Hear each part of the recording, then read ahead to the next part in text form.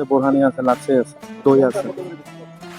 লাবাং 200 টাকা, মাঠা 140 টাকা, বোরহানি 140, দই 300 টাকা কেজি। হ্যাঁ, আলহামদুলিল্লাহ অনেক ভালো। কিসের হালেন? গরুর নলি, পায়া, গোস। কত করে করছেন? পায়া 250, 100, 150, 200। গোসের আলিম 300, 500, 1000। কাস্টমার ভিড় কেমন করতে হচ্ছে আপনার? আলহামদুলিল্লাহ ভালো।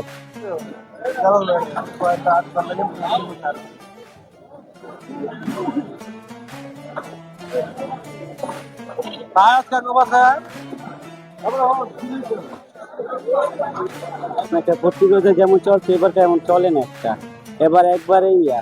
আর এবার দোকান বেশি হয়ে গেছে, প্রতি রোজা এদিকে আসতে হলো 3-4টা দোকান, এবার দোকান বাড়ছে না হলো 5টা দোকান বাড়ছে।